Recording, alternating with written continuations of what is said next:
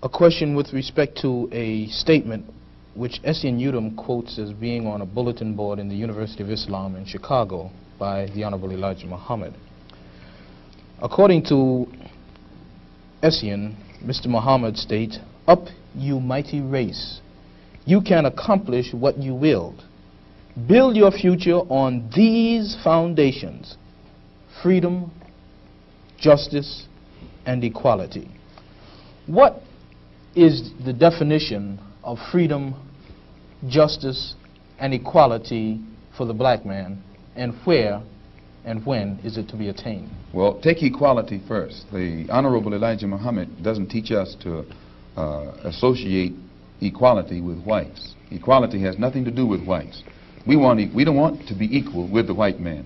He's not the criteria or yardstick by which equality is measured. He's not in a position to tell us we are equal.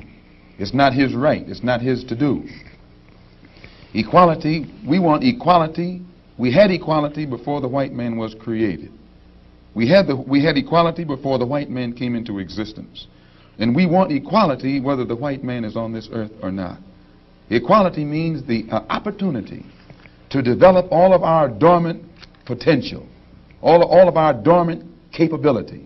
And in developing this dormant capability, the right and the ability to stand on this earth on some land of our own and bring about a civilization and a society in which we will be completely independent, complete freedom to take care of the needs, to take care of the wants and the likes and the dislikes of our people, to establish our own nation, our own society, our own heaven, our own future.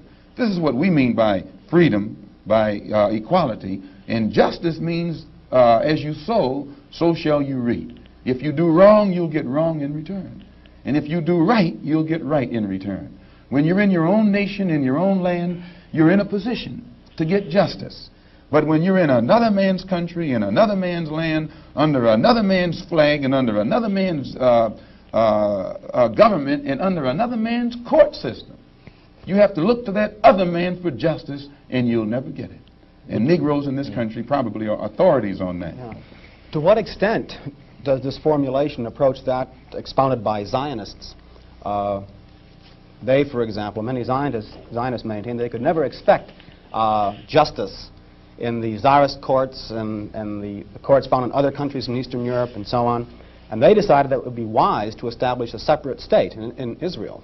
And all of the world powers got together, the white world powers, I should say, got together and helped all of these white Jews to establish a separate state in the heart of a dark-skinned people's territory.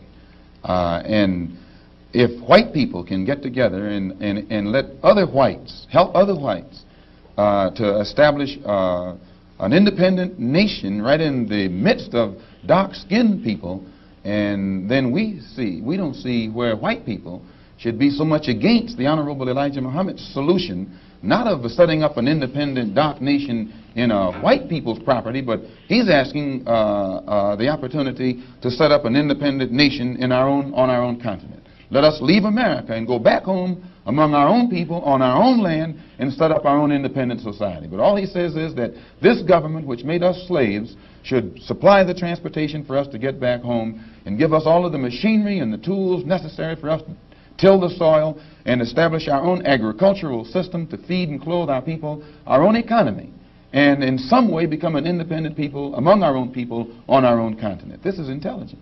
And Zionists should never criticize us. You say then that the United States is not the black man's country. Definitely American laws not. are not black men's laws. No. So, American laws are not the black man's laws. Well, the laws here in America were made by white people for the benefit of white people. The Constitution was written by whites for the benefit of whites. It was never written for the benefit of blacks. And when you read the Constitution, I think in Article 1, Section 2, or Section 1, Article 1, some one of the two, and it's in the Constitution, it says that it classifies black people as 3/5 of a man. 3/5 of a man, subhuman, less than a human being. It relegates us to the level of cattle, hogs, chickens, cows, a commodity that could be bought